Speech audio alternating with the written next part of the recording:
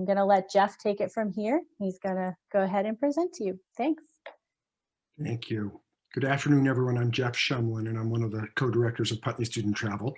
You've just met Rebecca Willey, and I want to acknowledge her help behind the scenes, as well as that of other colleagues, Becca Shumlin, Patrick Noyes. You're going to hear from Olivia Shumlin and Mike Oster, who are with us as well, all in our perches here in Vermont. We're going to talk a bit today about, I guess what I should say is, in looking at the RSVP list, and I'm thrilled to see so many people with us today, I see a lot of alumni, current students, students who might have signed up to travel with us in 2020 and then deferred, and also many new contacts. What that tells me, though, is that the primary concern is probably Putney's outlook on COVID, how we're approaching it, what we think the outlook is. So we're going to really hone in on that and also focus on programs we offer that are a little closer to home for those of you who are already thinking you're not sure you want to go so far away this summer. That said, it won't be a complete presentation of everything that Putney does. If you want to hear more about, for example, language programs in far-off lands that I'm not going to address today, we are doing another presentation on Saturday at 4 p.m. Eastern. If you go to our website, you can see an invitation to that or contact our office and we'll give you the information you need. And that will be more of a general presentation on the history of Putney and all of the places we go. It will take us, I don't know, 25, 30 minutes to go through our take on COVID, some of the things we've done successfully already during COVID, what we have in mind closer to home for this coming year, and then we'll allow plenty of time for questions, and hope there will be lots of them. I guess just by way of background, I should say a little bit about our history. Putney was founded 70 years ago this year in 1951 by our parents, George and Kitty Shumlin. Kitty turns 90 next month, and about an hour ago got her COVID shot, we're happy to say, but she is up the road and checking on us daily. Our father, no longer with us, was an educator, and in the post-war years, our mom is Dutch, I should say. They created Putney Student Travel in the spirit of creating world friendship after there have been so many fissures and so much division throughout the Second World War. And the idea was to take students into the field, have genuine contact with people, and through a people-to-people kind of dynamic, find out who they are, how they live, and therefore come to understand better who they are and where they come from, and bring us all together. No doubt that these are priorities that hang over us as well today, and I think that focus on in-depth immersion into whatever community we visit, as well as a really strong bond with peers who are doing it and group leaders who are doing it with you, remain the primary focus of Putney Student Travel. So a year ago, I should also just say, George and Kitty Shumlin, our parents, founded the organization in 1951. My brother Peter and I have been co-directors for almost 40 years now. Peter left us, took a leave of absence for 6 years while he served 3 terms as Vermont's governor. But he has been back for 4 years or so. And you're going to meet my niece, Peter's daughter, Olivia, in a few minutes. Olivia and her sister Rebecca have been with us for a few years, so we're now well into our 3rd generation of Shumlins as directors of Putney Student Travel. We are overall a very small organization, a team of about 30 wonderful people, and if you call here, you're likely to be put directly in touch with the person who is responsible for the program that interests you. So we encourage you to do that if you really want to get a detailed description of whatever program it might be. So a year ago, a little more than a year ago, as COVID unfolded, we, in May, chose to play it safe and cancel 100% of our programs, something completely unprecedented in our 69-year history. We sent refunds to every single, in full, to every single participant who had enrolled. And many of them chose to roll over to 2021 and assume things would be better, and we think they will.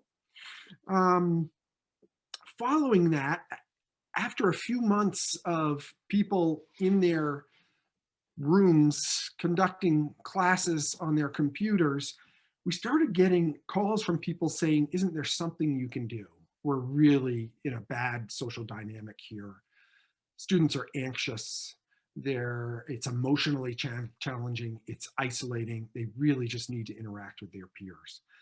So we, in particular with our perspective in Vermont, which had handled COVID very, very well, where we have a lot of open space and where we're incredibly well connected because we just know our backyard, because all of Peter's knowledge of the people and resources that the state has from having been a governor, we came up with a strategy in 2020 to get students out of their rooms, off their Zooms, and into interpersonal experiential learning by taking over a campus of one of Vermont's state colleges, Castleton University, a wonderful 900-acre compound up in central Vermont, and bringing the subject matter of many of our programs around the world to Castleton in Vermont, where students could still study conflict resolution, for example, that they'd hoped to do in Israel, or farm to table that they'd hoped to do in Italy, in Vermont. And everyone chose seminars. And it ended up being an unbelievably successful program. We had 2 sessions, about 350 students, 2 weeks each. And I would venture to say that the feedback from students and parents on that program was as positive as any other program we've organized. And through the process of doing this, we actually worked with the governor's office on developing protocols to keep students safe. We learned an awful lot about experiential learning in the time of COVID that has really informed other things that we've done since. So I want to focus a little bit more directly on 2020 and on the Vermont Experience. As I said, my niece Olivia, who's with us today, was a member of the team, the faculty at COVID. And I think what I'll do is invite her to unmute and tell you a little bit about how it was structured and what that experience was like. Thank you, Jeff. And thank you all for being with us this afternoon. My name is Olivia, and I'm one of the program directors here at Putney. And I also joined the team along with my sister Becca as part of the 3rd generation. And it's really great to be here, and also really special to be able to join my uncle and my colleague Jeff. And just going off what Jeff mentioned from last spring, yes, we took this feedback and created, after careful planning and consideration, a large campus-based program for 350 high school and middle school students and over 40 instructors right here in Vermont. And I had the pleasure of being a part of the program on the ground, which was pretty extraordinary. And so what we did is we brought our veteran instructors, which is an incredibly diverse group of leaders, educators, experts in their various professions and academic fields, and offered a range of seminars, as Jeff mentioned, that are inspired by an array of themes pulled across from our broader selection of programs. For example, Farm to Table in Italy that we've been running for decades, where we typically dive into farming, food production, became Farm to Table in Vermont, where students really focused on culinary traditions and local food and farming, and agriculture as a key component to Vermont's identity. And we offered political science seminar, climate and energy, forensics, pre-med, bio, social activism, journalism, writing. The list goes on, and it was really neat. We had a campus spread over many acres, ample athletic fields, facilities for art, science, humanities, really wonderful trails for biking and hiking. We were close to the lake. And I won't walk you through every single detail, but just a few important protocols to note. And as Jeff mentioned, we did work very closely with the state in developing these. And all of our students and staff starting out underwent a very strict 7-day quarantine. prior to the start of the program, and then were required to actually share their negative COVID-19 PCR test with us as close to their arrival as possible to ensure that every single participant arriving on campus was healthy. And then within the broader program, larger program, students and instructors occupied the entire campus while keeping to isolated pods of about 20 to 30 individuals.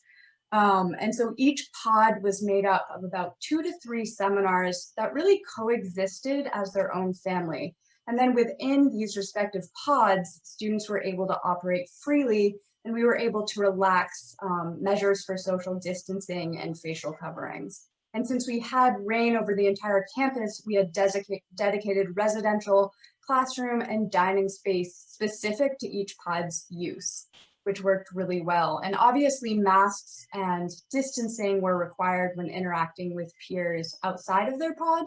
And then in these instances, we utilized all open air outdoor facilities. We had a really wonderful large outdoor pavilion where we used for broader meetings and guest speakers and activities, which worked really well. And the makeup of each pod, I'll just go into a bit, was really incredibly eclectic and diverse. For example, we had architecture, farm to table, and forensics that were joined together as a pod. So outside of their seminars, students and instructors from various backgrounds and experiences and skills and interests were able to learn from one another and interact in a safe and meaningful way. And we also, just going back to the protocols, worked really closely with Rutland Regional Medical to arrange for all of our students and all of our staff to be tested once again on campus 5 to 7 days into both program sessions to ensure that we were all staying healthy and that we all returned healthy. And as a result, the program was 100% COVID-free, and just being able to be there on site at Castleton and witnessing our students day after day, creating incredibly imaginative projects for their seminars and collaborating with their peers or running outside, playing capture the flag or biking and socializing in the evening around the bonfire, and just forming incredibly close bonds, all while knowing that they had just emerged from a pretty intense year of isolation, made it all the more impactful, and was really neat to be a part of. So we had two-week sessions in June and July, and many of the students that had just applied to participate in the first session ended up staying on for the second session in July as well. We were really proud as an organization just by creating and developing these health and safety measures and fostering the healthy environment that we could, that really emphasized face-to-face connection, field-based learning, in-person experiences, new friendships, during a time when students really needed it was pretty profound. And I'm happy to answer any questions about PreCollege Vermont at the end. We are offering the program again for the upcoming summer for both middle and high school students. And I'll turn it back over to Jeff. Thanks for giving me the opportunity to share. Thanks so much, Liv. It's also worth noting that some of the students who participated in the Vermont program last summer have applied to join us again this summer. So clearly, we heard parents and students reaching out and asking for real in-person experiential education. And Putney is pretty agile as an organization. The COVID protocols that we put into place really worked well, and it occurred to us that we could recreate them on programs a little farther from home. So this fall, hearing similar inquiries from college students, my own son included, who were less than enthusiastic, to say the least, about sitting in their dorm rooms, taking courses that might be normally in an art studio or something on their computers, we decided to organize some gap programs for the fall. And we sent off 3 of them. You see slides of them here. On the left of my screen is an Iceland program. The upper right, you have a great program that we did to Croatia, and then a New England program to Vermont, New Hampshire, and Maine that was actually 6 weeks long. Most of these were 4 weeks long. And they were thematic. The Iceland program looks at not only the incredible outdoor activity and geology, but has a real focus on renewable energy and conservation and things along those lines, a much more cultural focus and historical in Croatia. We took the protocols and it basically applied them to travel. So Iceland, for example, is not open to Americans traveling in at all. But we applied for special dispensation, showing them our protocols, showing them the content of the program and everywhere we were going to go. And they agreed to let us come in. And we think we will have a lot of programs in Iceland this summer. So you may not consider it to be the most close to home. But first of all, Iceland has a terrific track record of how they've handled COVID with very low numbers. Secondly, it is a wonderful place to be, and it's a 4-hour flight from Boston. So I'll talk a little bit later about the offerings we're going to have there. But once again, in Iceland, for example, they tested us on arrival in Iceland. So we made sure that everyone quarantined before they went for a prolonged period of time, that they tested negative a day before they left with a PCR test so that we'd be sure when they arrived, they would test negative when the Icelandic government tested them. We then went into a semi-quarantine for 6 days in a wonderful place where we could do our orientation and hike and swim in hot springs and things along those lines before they tested us again. The government came and tested us on day 6, just as we'd done in Vermont, and then off we went. And in the meantime, we became much like your family, a pod where when together, we wouldn't have to be masked, but as soon as we interacted with others, we would. And that's sort of the basic protocol for all of our programs. We are actually offering, again, everyone came home healthy, terrifically successful programs. We're offering GAP programs again for the spring. Once again to Iceland and Croatia. We're going to Hawaii, Morocco, and Ireland as well. And they're all departures in March and April, depending on when the best weather is, where we're going. So if you want to hear more about those, feel free to reach out to us or ask questions at the end, and we'd be happy to share with you how they were received. But as you can see from these quotes, our programs have been unbelievably successful, and it's just been incredibly rewarding to be able to operate programs in COVID, in a time of COVID. I'm going to scan through a couple of slides here that really want to tell you everywhere we go by a few categories, but I'm only going to talk about the programs that we consider to be close to home. In the exploration category, which is the program that our parents first led in 1951, the combination of traveling to urban centers where there's an emphasis on high culture, art history, music, things along those lines, architecture, with genuine interaction in rural areas. That's really what the exploration category is all about. And in this case, I've already started talking about Iceland. So the first program I'm going to mention here is in fact the same. We have a program to Iceland and the Faroe Islands, very similar to what the GAP students did. You can see the extraordinary landscape here. There's lots of outdoor activity, hiking, going out on glaciers with guides with crampons and ropes, talking to scientists about geothermal energy generation, what Iceland is doing to become 100% free of fossil fuel generation. It's really a fascinating place. The Faroe Islands, even more isolated. We actually travel out to the far depths of the Faroe Islands by helicopter.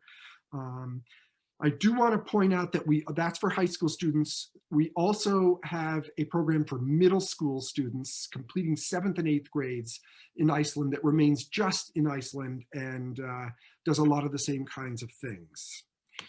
The other program that's particularly close to home under the exploration category is a program to Canada that is really a trans-Canadian adventure starting in Montreal, traveling by train, and visiting in particular a cultural emphasis in Montreal and Toronto and Vancouver.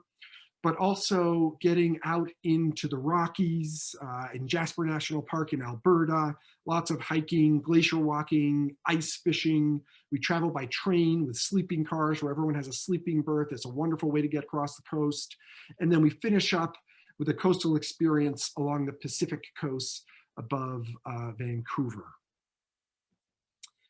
Service is another category of program that many know us for. In this instance, I'm only going to focus on a couple of them again that are closer to home. And again, we've chosen a place outside the US, but that we feel very confident about traveling to. It's Costa Rica. And again, here we offer our classic Costa Rica service experience, where a group of 16 students or so completing 9th through 12th grades will stay in a small village and participate in a number of service programs that range from construction to environmental projects. We may have a few changes in the structure of the programs because of COVID this summer, where instead of living in a home right among the community, we might be in a guest house a little farther removed and come in and out every day.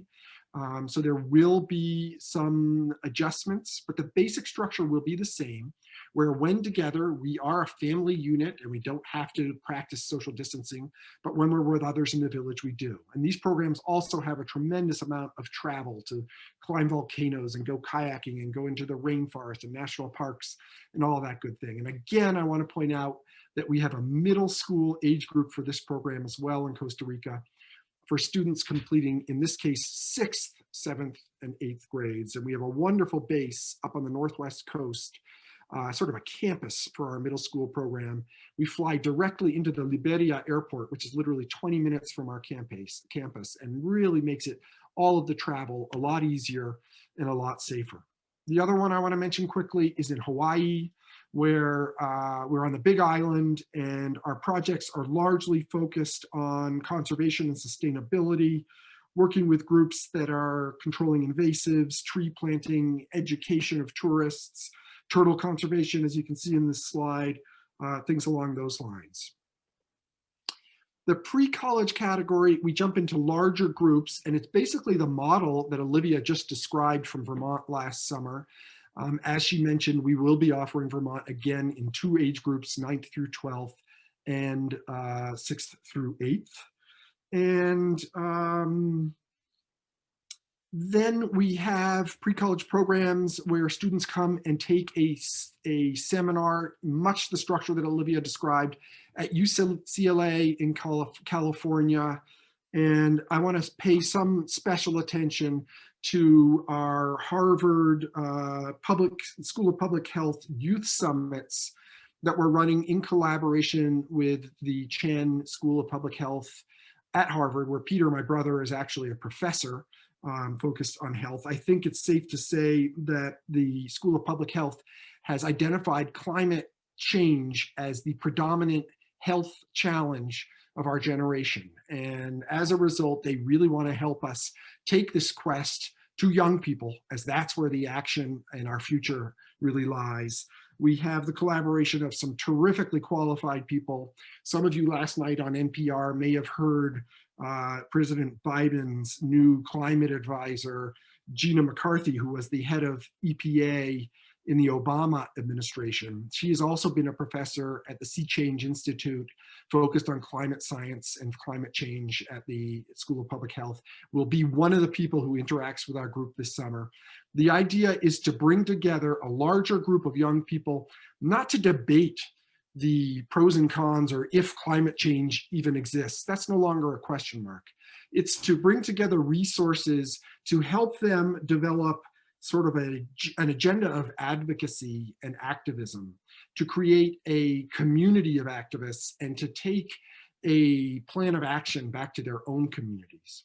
So these are 1-week programs. We also have one focused on public health issues, especially in the shadow of COVID and all that has happened, how it might be avoided in the future, the ethics and social justice challenges of climate change, and responding to the epidemic and other public health challenges. So really an all-consuming wide span of of focus. And students can combine the two so that they do a week of climate science, a week of public health, because the two seminars follow each other. We're back in Vermont here, which I won't stop on. You've already heard about it. I mentioned UCLA in California. All of these programs culminate in final presentations that students do with their seminar groups and share with a larger community.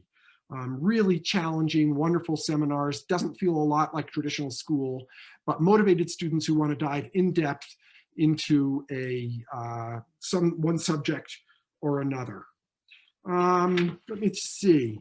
I want to go to one of our collaborations next, and you may not know about this, but Putney does collaborate with a couple of organizations who are doing really exciting work in terms of science and climate and history and culture. The Smithsonian Institution is one of them. You'll see that my colleague Mike Oster has just turned on his video camera. Mike is responsible for this collaboration. It happens to have a number of programs closer to home, and so I'm going to turn it over to Mike and let him tell you a bit about them. Thanks, Jeff. Yeah, very exciting collaboration to talk about. Happy to answer more questions at the end. But just to start, with Putney's 70-year history of running high school and middle school programs all over the world, beginning in 2021, we're offering this new collaboration with the Smithsonian Institution, who many of you may know, founded in 1846. They're celebrating 175 years of exploring the world, and their whole mission is around the increase and diffusion of knowledge. And with their 175-year history, we just have great opportunities for students to explore and better understand the world around them. They are the world's largest museum research and education complex. Many of you know their museums, many of them in Washington, D.C., but they do have affiliations all over the globe that we are able to tap into with our program selection. As Jeff mentioned, we do have programs as far afield as Australia, Costa Rica, Italy. Today, I'll touch on a few specifically that are closer to home. To begin with, a campus-based program on campus, Washington, D.C., as you see in some of the slides here. This is a campus-based opportunity for students to spend up to 3 weeks in our nation's capital, exploring all that the Smithsonian has to offer there. There are individual 1 week long programs that students can link together. There are opportunities for both residential and day students on these programs. And students choose a seminar or a focus of their choosing ahead of time. And then, those range from science and technology, business and entrepreneurship, social justice, writing, politics, and students dive deeper into those themes through visits to the Smithsonian assets, the National Zoo, places like the Museum of African American History and Culture, the Air and Space Museum, and meet with educators, curators, historians to go deeper into understanding our shared past, the history of culture, language, food, whatever it may be, and give them opportunities to experience firsthand where these issues stand today. And hopefully students leave these programs with the tools necessary to help shape our shared future. And it's that deeper understanding that really drives all of what this collaboration means. All of these programs are launching for summer 2021 and are open to students finishing 8th through 12th grade. The DC program on campus in particular can be a large group of students, maybe 50 or 100, but broken down into seminars, which might only have 12 or 14 students that are focused on during the day. But much like the pre-college programs that we talked about with Putney earlier, in the evenings and afternoons, outside of their seminar time, they're able to interact with the rest of the students as a whole and explore everything that Washington has to offer. We've moved on here to our second type of program that we call Smithsonian Student Journeys. These are more itinerary-based traveling programs This one in particular is focused on aerospace and technology. It starts in Washington, D.C. as a group, getting to know your fellow peers, what their interests are, with visits to the Air and Space Museum and the Udvar Hazy Center, where students can speak with engineers and historians about flight and how, you know, we're moving forward with the new kind of race to Mars and SpaceX and Blue Horizons. And after our time in DC, we take a little jaunt out to the Shenandoah National Forest, where students are able to have opportunities to build their own model rockets and launch them. And then we head down to Houston, home of the Johnson Space Center, and have opportunities to meet with engineers and astronauts and physicists and everything in between, in order to, you know, experience firsthand where the future of space travel goes. Another program that starts close to home, but travels a little further afield, is an architecture and sustainable design program that begins in New York, with opportunities to, you know, visit everything that the city has to offer when it comes to integrating meaningful design and architecture into the social good.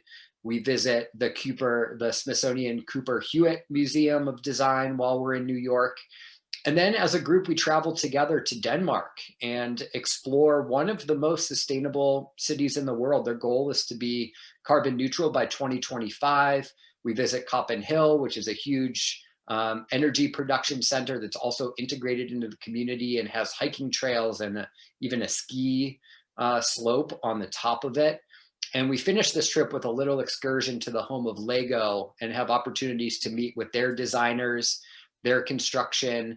And today I actually learned that the patent for the Lego brick came out in 1958 on this date, January 28, 1958. So a lot of history and ability for students to focus on design and architecture. And the last program here that we'll touch on, that's a little bit closer to home, takes place out on the Canadian coast. It starts in Vancouver for a couple of days, learning about First Nations history and culture with the museums out there, and spends the rest of the time on Vancouver Island. It's a marine and ecology focused program. So these traveling trips are anywhere from 16 to 18 students, 2 leaders.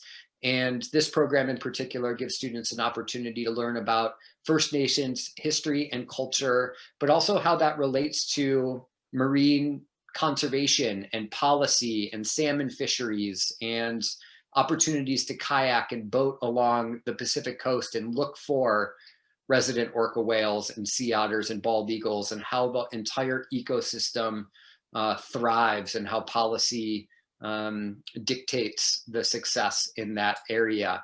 So on top of the leaders that we have all along the way, the Smithsonian has local experts, and as I mentioned, historians and curators that join our groups for talks, informal and formal, meeting us for a hike or a meal to share their knowledge of these topics with our students and allow the students opportunities to better understand our shared past and experience the present, and again, hopefully have the tools necessary to help shape our future. So that's a brief overview. SmithsonianStudentTravel.org. You can see all of our programs online, and I'm happy to answer any more questions at the end. Thanks, Jeff. Thanks so much, Mike. That's great.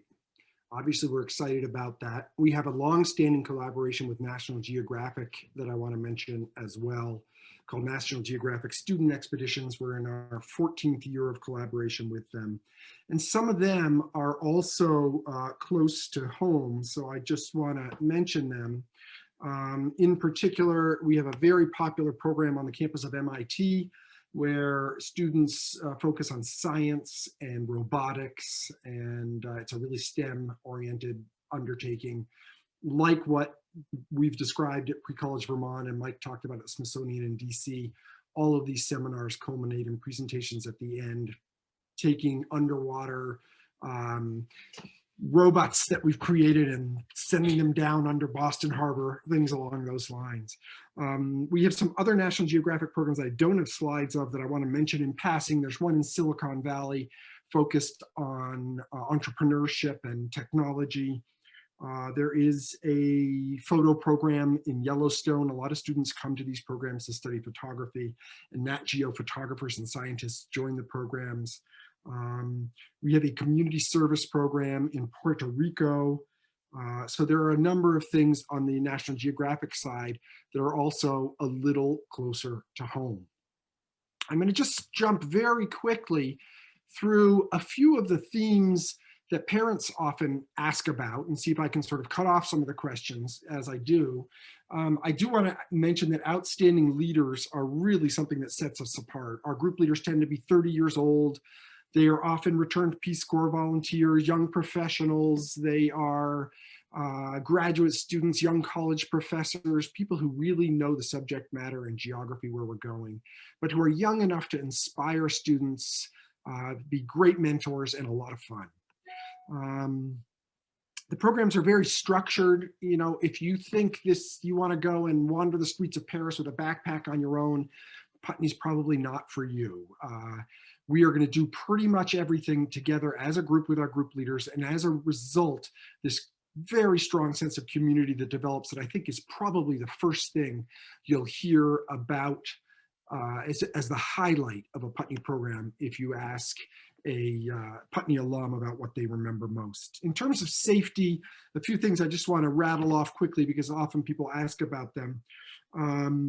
We do have very specific protocols for safety everywhere we go, that there be a local clinic right in town for a twisted ankle or something small, a hospital within 30 or 40 minutes where we can get access to greater diagnostic equipment, x-rays, things along those lines, blood work.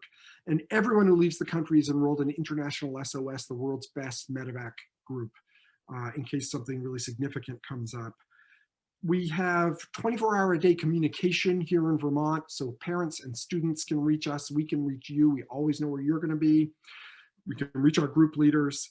And we will contact you if your child is visiting that clinic with a twisted ankle to make decisions together and move through it all together from beginning to end. We do have a selective admissions process I want to touch on. If you're excited about a program, you click on apply on our website and it leads you through a simple registration process with a $700 deposit.